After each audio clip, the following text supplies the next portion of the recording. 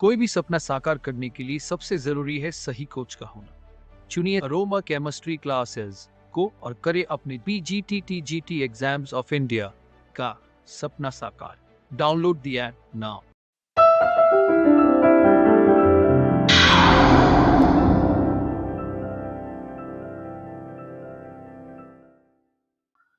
नमस्कार साथियों, मैं हूं अनुज शर्मा और आपका बहुत बहुत स्वागत करता हूं अपने इस चैनल एरोमा केमिस्ट्री क्लास। जैसा कि एरोमा केमिस्ट्री क्लासेस लगातार पीजीटी के लिए काम करता है और पीजीटी पे डिफरेंट टाइप्स के जो पेपर्स पर रिसर्च होती है, डिफरेंट टाइप्स के जो पेपर का डिफिकल्टी लेवल होता है और हर साल पेपर में कहां से कितने क्वेश्चंस आते हैं, इन सब चीजों पर अभी तक मैंने बात की थी।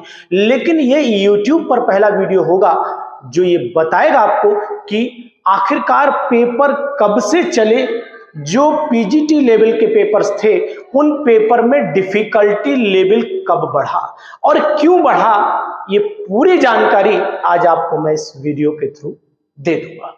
यानी कि अगर आपको ये पूरी डिटेल्ड जानकारी चाहिए, पूरी डिटेल्ड व्यू चाहिए कि आखिरकार ऐसा हुआ क्यों, लेवल जो 2000 में था वो लेवल 2009, 2003, 2004, 2010, 2013, 2016, 2021 ये पेपर जो सब हुए हैं, इन सभी पेपर में जो लेवल डिफिकल्टी का था वो लेवल आखिरकार इतना परिवर्तन क्यों आ गया कि लोगों का सिलेक्शन मुश्किल हो गया है।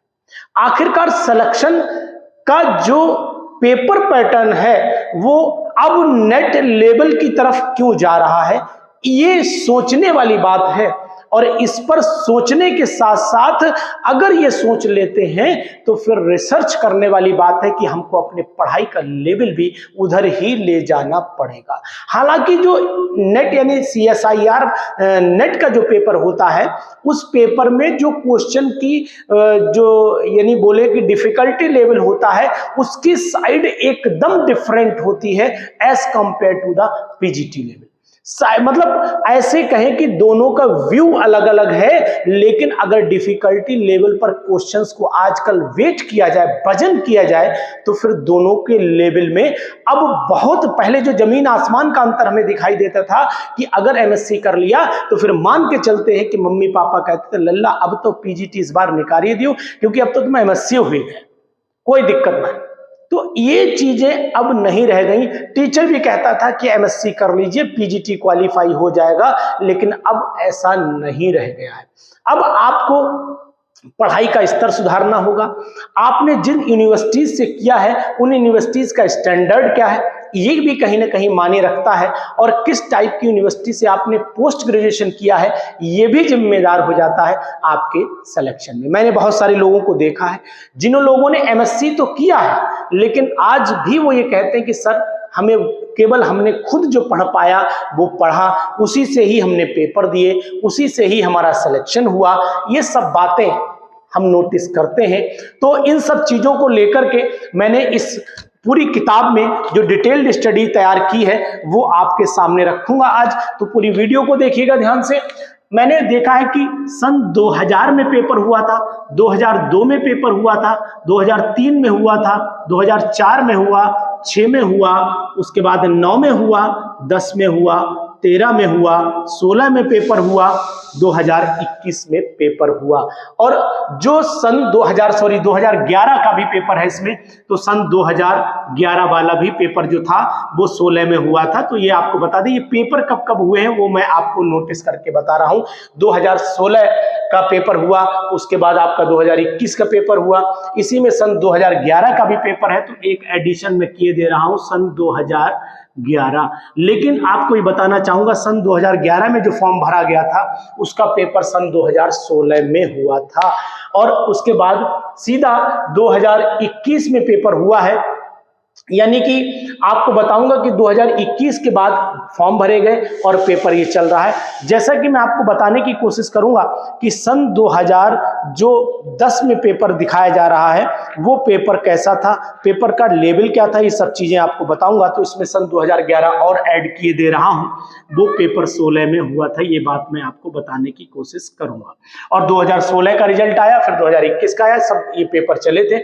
लेकिन 2016 का रिजल्ट 21 में आया, तो इसको जोड़ना पड़ेगा, 2011 वाले को जोड़ना पड़ेगा इसके अंदर, ध्यान दीजिएगा। अब इसमें कहीं कोई चीज मिस कर रही हो, मैंने इतने पेपर्स पर रिसर्च की है जो आपको ये बताएगी आज कि पेपर का लेवल कहां से स्टार्ट हुआ था और चलेगा। नंबर 1, सबसे पहले पॉइंट जो मैंने नोटिस किया, वो नोटिस किया सन 2000 में जो पेपर आया था, सन 2000 के पेपर का जो लेवल था, वो लेवल बहुत टिपिकल नहीं था। यानी इस पेपर में लगभग 125 में से मैंने जो नोटिस किया है, करीब करीब 90 क्वेश्चन ऐसे थे जो लोग आसानी से कर सकते थे। अगर आप पेपर उठाइए और नोटिस कर लीजिए कि ये बहुत ही अच्छा पेपर था, आसान पेपर था।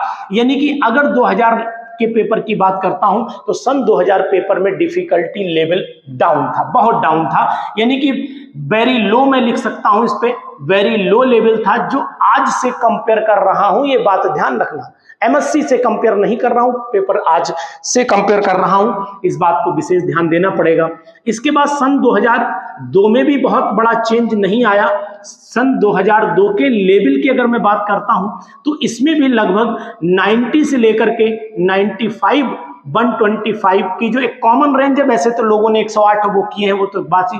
इस पेपर को भी मैं लो पेपर में काउंट करूंगा और यही सीरीज चलती रही सन 2003 तक। यानी 3 और 2004 में जो पेपर का लेवल था वो लगभग डिट्टो चला। यहाँ पर बहुत डिफिकल्टी लेवल बहुत नहीं था। इन पेपर की रेंज भी मैंने जो नोटिस की है वो 88 से शुरुआत हुई, 125 तक गई। यहाँ भी लगभग 88 से जो एवरेज है वो 92 का मेरा है, 125 की। इसको मैं लो लेवल में, आज के लेवल से मैं आंकता हूं तो लो लेवल में ही जाने की बात आ रही है। तो अगर मैं 1 2 3 4 साल, यानी कि यहाँ पर मैं जो अंडरलाइन कर रहा हूं, यानी कि गोले में डाल रहा हूं, अंडरलाइन नहीं करूंगा, गोले में डाल रहा हूं इन पेपर्स को, तो ये पेपर अगर आपके साथ पुराने साल के हैं तो उठाइए, तो आपको पता लग जाएगा इनका पेपर का जो डिफिकल्टी लेवल था वो बहुत हाई नहीं था, लो लेवल पे थे। यानी कि अगर आपने एमएससी एक अच्छी स्टैंडर्ड यूनिवर्सिटी से किया हुआ था तो आप पीजीटी आराम से आपने निकाला होगा, ये तय है। सन 2000 से 2011 तक के में आ जाइए, और सन 2011 में जो पेपर का लेवल चला था वो मॉडरेट लेवल था। यानी कि अगर मैं बात करता हूं नेक्स्ट सिचुएशन पर, तो नेक्स्ट सिचुएशन आ जाती है हमारी सन 2006 आया, सन 2009 आया, सन 2010 आया, सन 2011 आया, ठीक है ना, सन 2011 आया। इसके बाद आप ध्यान दीजिए, कहाँ लिख गया मैं, सन 2010, 2009, 2000 आपका 11 आ गया, 2011 और 2000 क्या था, उसके बाद 2009 आ गया, 10 आ गया, फिर 11। तो ये पेपर जो अगर आपने देखे हैं तो इन पेपर की खास बात आपको मैं बता देना चाहूंगा कि ये पेपर जो थे वो मॉडरेट लेवल में चले गए। यानी कि ये लेवल ना टफ था ना, है ना, मॉडरेट लेवल में चले गए, मॉडरेट लेवल में गए ये पेपर। और इनका जो कट ऑफ था वो लगभग ऊपर भागा, तो 95 से लगभग, क्योंकि यहां तक जाकर के स्टैंडर्ड में भी इजाफा हुआ और 100 की गिनती पे आया, तो यहां मैं लो लेवल में, यानी पढ़ाई का लेवल भी उस समय वेरी कर रहा था, लेकिन यहां तक आते आते ये 95 से 100 के बीच में लोगों के सिलेक्शन हुए यहां पर आकर के। तो कहने का तात्पर्य था, यहां तक ना तो डर लगता था पीजीटी में और ना ही डिफरेंस था, लेकिन जैसे ही सन 2006 पार हुआ, ध्यान दीजिए मेरी बात को, सन 2006 पार हुआ तो लेवल बढ़ा, और सन 2011 के बाद सभी यूनिवर्सिटियों ने, जितनी भी यूनिवर्सिटीज थी, आपने नोटिस करा होगा कि यूनिवर्सिटी ने 2016 से सभी सिलेबस को रिवाइज कर दिया।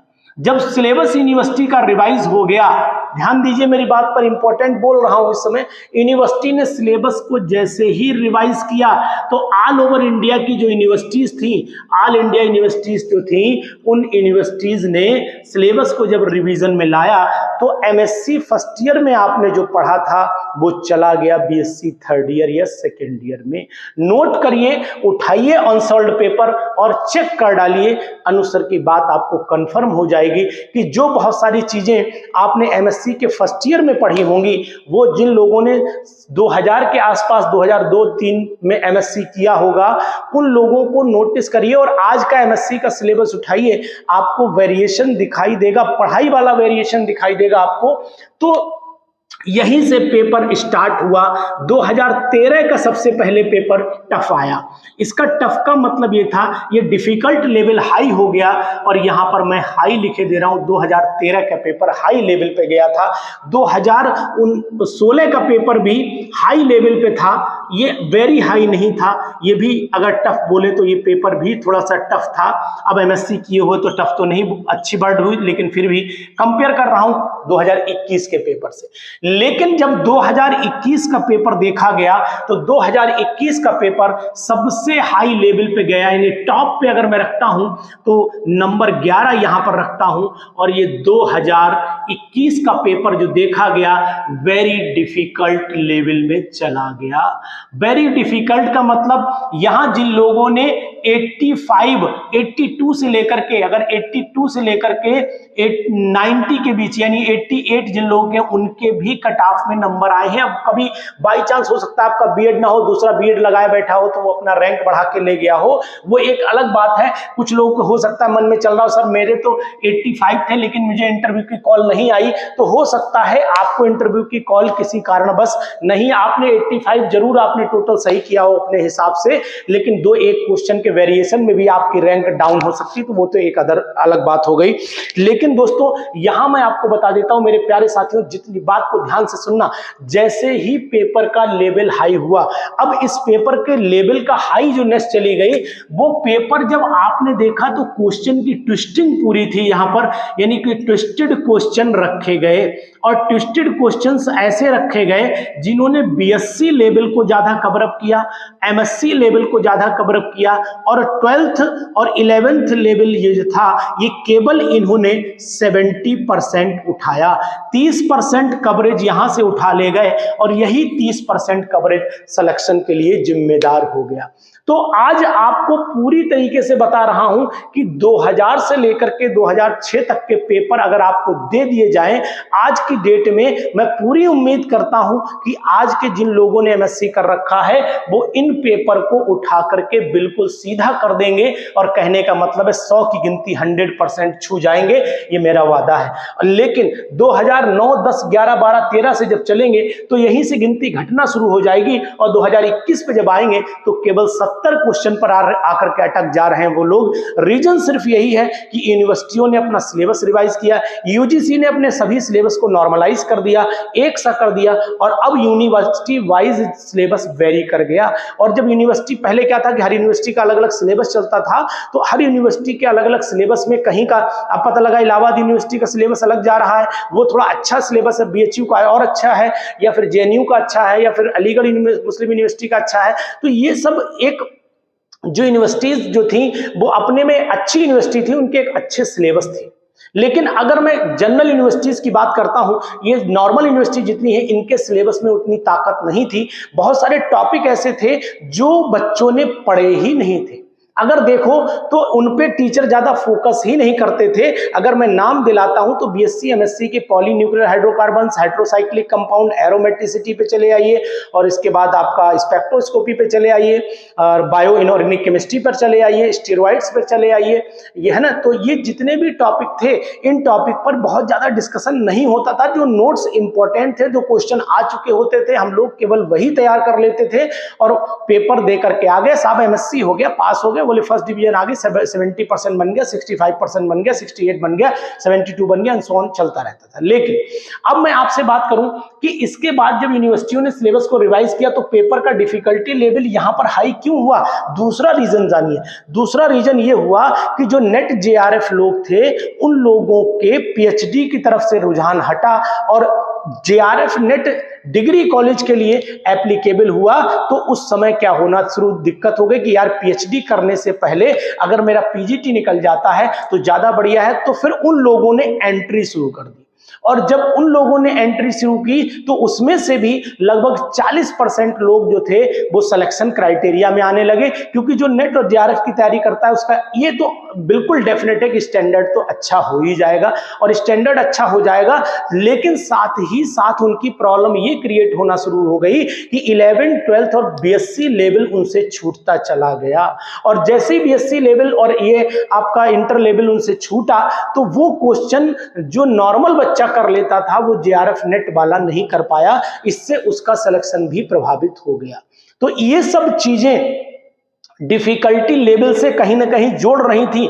तो मैंने इस पूरे पेपर को, इनके पेपर को देखा, इनके पेपर को समझा कि कहां कब किस पेपर में स्ट्रेंथ ऑफ डिफिकल्टी जो थी वेरी करना शुरू कर गई। तो मुझे जो ऑब्जर्वेशन लगी वो मैंने आपके सामने बताई। अब यहां पर यह भी हो सकता है कि यहां पर मैं लिख रहा हूं कि 90 हो सकता है, तो वेरिएशन जो सिलेक्शन क्राइटेरिया में जो लोग आए होंगे उन लोगों से जानकारी आप ले सकते हैं कि उनके कितने क्वेश्चंस उस समय सही थे। तो मैंने जो अनुमान लगाया, मैंने जो पेपर पढ़ मैंने तो पूरा अपना जो ये बना रखा है, रिसर्च पूरा बना रखा है, इस रिसर्च के थ्रू मैंने जो कवरेज किया वो मैं आपको बता रहा हूं। और उस समय पेपर जो यहां तक क्वेश्चन पूछे गए हैं, मैं एक चीज और आपको बताता हूं, यहां तक क्वेश्चन टू द पॉइंट चले हैं, टू द पॉइंट चले हैं, इनमें कहीं भी कहीं तक कोई वेरिएशन नहीं आया है। और यहां से जो 2013 से आया है, यहां से पेपर के अंदर जो है वो मोड चेंज हो गया। मोड चेंज होने का मतलब है कि यहां पर ट्विस्टिंग शुरू हो गई। तो दोस्तों, अगर सफलता के इस परचम को आपको लहराना है तो इस मोड को समझना पड़ेगा और पेपर को उठा करके आपको खुद एक बार ये आइडिया जरूर लेना पड़ेगा कि हमको कितने लेवल से कितने लेवल तक जाना चाहिए। यानी अगर अब ये बातें बिल्कुल भूल जाइए। अधिकतर मैंने YouTube पर देखा है और बहुत सारे लोगों को, बहुत सारे चैनल्स को पढ़ा समझा है, देखता भी, जैसे आप भी देखते हैं तो मैं भी देखता हूं। और देखने के बाद ये मैंने अनुमान लगाया है वहां से कि लोग अधिकतर जितना भी ऑल ओवर इंडिया का स्टूडेंट है, इंडिया का जितना भी स्टूडेंट है जो पीजीटी की तैयारी करता है, पीजीटी की तैयारी करता है, उसमें से मात्र 25% जो होता है वो सफलता रिटन की निकाल पाता है। और रिटन की निकालने का कारण क्या है कि वो सिर्फ एक ही चीज तलाश करता है, PYQ, प्रीवियस ईयर क्वेश्चन को तलाशता है। अगर मेरे पास में 1000 बच्चा पढ़ता है तो उस 1000 बच्चे में से लगभग 800 बच्चे की डिमांड रहती है कि सर हमें PYQ मिल जाएंगे क्या, प्रीवियस ईयर के क्वेश्चन मिल जाएंगे। अरे यार, ये चीज जानो कि प्रीवियस ईयर क्वेश्चन जो लोग ज्यादा लगाते रहते हैं वो सिलेक्शन में नहीं आ पाते। सिर्फ कारण ये है कि वो ये क्वेश्चन लगा करके ये जान लेते हैं कि यार मुझे तो यहाँ पर बिल्कुल कोई प्रॉब्लम नहीं है, मैं तो पूरा पेपर सॉल्व कर रहा हूं और फिर भी यार सिलेक्शन नहीं हो रहा है, इसका मतलब है कि कुछ धांधलेबाजी चल रही होगी। तो वो इस गलत फहमी में जी रहे हैं कि वो मोड सही नहीं चुन पा रहे हैं, उनके मोड में दिक्कत है। वो जो पैटर्न फॉलो करना चाहते हैं, 95% कोचिंग यही दिखाती हैं कि हम आपको प्रीवियस ईयर क्वेश्चन देंगे और बच्चा सिर्फ यही चाहता भी है कि उसे प्रीवियस मिल जाए, नए क्वेश्चन सर को न बनाना पड़े। तो सर क्यों बनाएंगे, सर को तो फायदा ही हो रहा है। सर तो 75% जो है PYQ, अपने 80% PYQ निकाल करके अगर उन्हें लगता है तो वो उन्हें उतने क्वेश्चंस का आइडिया है दे देंगे। अब आप 70 से 75% ही पेपर सॉल्व कर पाओगे, इसका मतलब है कि जब 70 से 75% पेपर सॉल्व कर पाओगे तो फिर क्वेश्चन 80 से ज्यादा नहीं हो पाएंगे आपसे। तो वो चीज हो गई। लेकिन मेरा कंसेप्ट ये रहता है कि जो न्यू क्वेश्चन पैटर्न है, न्यू क्वेश्चंस हैं, उनको आप जनरेट करिए। और न्यू क्वेश्चंस को जनरेट करने के लिए आप हर टॉपिक से कुछ ऐसे क्वेश्चंस उठा लीजिए जो क्वेश्चन आपको ये बताएं, नंबर 1 कि आखिरकार जो क्वेश्चन, क्या जैसे बेसिक कैरेक्टर आ गया तो आपने नोटिस किया होगा कि जो कॉमन आ चुके, क्या इसके अलावा कौन सा बन सकता है, वो बेसिक कैरेक्टर भी आप नोटिस कर लीजिए, उसको ध्यान दीजिए। दूसरा जो होता है डीप स्टडी, अगर आप करते हैं तो डीप स्टडी में आपको बहुत सारे क्वेश्चंस, जैसे मैं अधिकतर अपने क्वेश्चन बनाता हूं, मैं हमेशा न्यू क्वेश्चंस पर विश्वास करता हूं, और न्यू क्वेश्चंस का बेनिफिट लोगों को केंद्रीय विद्यालय के एग्जाम में मिला है, लोगों को नवोदय विद्यालय के एग्जाम में मिला है, लोगों को यूपी पीजीटी में डिट्टो क्वेश्चंस छपे मिले हैं। सिर्फ कारण यह है कि हम लोग नए क्वेश्चंस पर रिसर्च करते हैं, और 95% जितनी भी कोचिंग्स हैं वो हमेशा पीवाईक्यू पर विश्वास करती हैं। तो आप अब जान लीजिए कि अगर आपने अपने इस पीवाईक्यू के कंसेप्ट को नहीं छोड़ा तो फिर पीजीटी में सिलेक्शन नहीं हो सकता है। अगर पीवाईक्यू के कंसेप्ट को छोड़ करके पढ़ाई करना शुरू कर दोगे तो मान के चलना कि सिलेक्शन आपका बिल्कुल तय है। तो हौसले हो बुलंद तो आंधियों में भी चिराग जलते हैं। तो ये बात बिल्कुल सत्य है कि अगर आपका हौसला है, आपके अंदर पूरी ताकत है, आपके अंदर पूरा जोश है, और आप अपने लेवल को इंक्रीज करना चाहते हैं, आप अगर किसी स्कूल में पढ़ा रहे हैं और वाकई में आप अपनी सामाजिक रैपो को बढ़ाना चाहते हैं, अपनी सामाजिक रैपो को इम्प्रूव करना चाहते हैं, क्योंकि आप कितना भी मेहनत कर लीजिए, कितना भी पैसा कमा लीजिए, लेकिन अल्टीमेट जब कोई पूछता है क्या कर रहे हो तो बोले भाई साहब कोचिंग पढ़ा रहे हैं। और यही जब आप किसी पीजीटी को क्वालिफाई कर जाते हैं, समाज में बैठते हैं और पूछता है कि भाई साहब क्या कर रहे हैं आप, बोले साहब लेक्चरर। डिफरेंस आ जाता है, चेहरे पर अलग भावनाएं होती हैं, चेहरे पर अलग सी चमक होती है, और चार लोगों में जो बैठने का अपना तरीका होता है वो बदल जाता है। इन सब चीजों का इफेक्ट कहीं ना कहीं पड़ता है। और अगर आप किसी प्राइवेट सेक्टर में बहुत हाई फाई लेवल पर हैं तो फिर तो कोई बात ही नहीं, फिर तो उसके लिए कोई इफ और बट क्वेश्चन नहीं वहां पर आएगा। लेकिन आपको जरूर बताऊंगा कि आज भी हमारे समाज में एक प्रतिष्ठा जो गवर्नमेंट सेक्टर को लेकर के है वो अभी भी वही है जो आज से 10 साल पहले थी। लेकिन हाँ 25 से 30% इसमें परिवर्तन आया है। लेकिन फिर भी जो लोग एमएससी नॉर्मल करते हैं उन लोगों को इसे निकालना चाहिए, पीजीटी को क्वालिफाई करना चाहिए, अपने लेवल को जरूर जज करना चाहिए। और यही चीजें आपको तब मिल पाएंगी जब आप अपने मोड को चेंज करना शुरू कर देंगे, अपने पढ़ने के तरीकों को चेंज करना शुरू कर देंगे। पीवाईक्यू के चक्कर में नहीं फंसिएगा बिल्कुल भी। पीवाईक्यू सिलेक्शन नहीं दिलाती है। पीवाईक्यू केवल आपके अंदर वो कॉन्फिडेंस पैदा करती है कि मुझे आता है, और जब ये हो जाता है तो फिर सिलेक्शन आपका नहीं हो पाता है। यही बात है। तो न्यू पैटर्न पर आइए, अपने आप को अपडेट करिए, समय के अनुसार परिवर्तित करिए अपने आप को, और इसी समय के अनुसार परिवर्तन ये भी देखिए कि पेपर ने 2000 से 2021 में कितना परिवर्तन किया है। तो आप नहीं करेंगे, अगर आप करेंगे तो फिर आप सफल होंगे, ये भी बिल्कुल निश्चित है। तो आज का ये वीडियो इस बात पर था कि मैंने सन 2000 से लेकर के 2021 तक के पेपर का जो ऑपरेशन किया वो ऑपरेशन आपको बताया कि आखिरकार कब डिफिकल्ट लेवल बढ़ा, कब घटा, किन किन ईयर में लेवल का डिफरेंट डिफिकल्टी लेवल रहा, कहाँ वेरी हाई था। लेकिन जब अब जो आने वाला समय है, जो एग्जाम अगली होने वाली है, उसका लेवल बहुत हाई नहीं जाएगा। ये भी मेरा अपना एक रिसर्च है, उसका रीजन भी आपको बताऊंगा। इसका रीजन क्या होगा ये आपको अगली वीडियो में इंतजार करना पड़ेगा। यानी कि आखिरकार क्यों होगा 2023 का पेपर, जो अभी फॉर्म आपने भरा था 21 में, 2021 का पेपर अब लगभग 23 में ही मान के चलिए, 23 में जो पेपर होगा उस पेपर का डिफिकल्टी लेवल किस रेंज पर जाकर के गिरेगा, ये बात भी आपको अगली वीडियो में रिसर्च के साथ, पूरे एक्सप्लेनेशन के साथ बताऊंगा।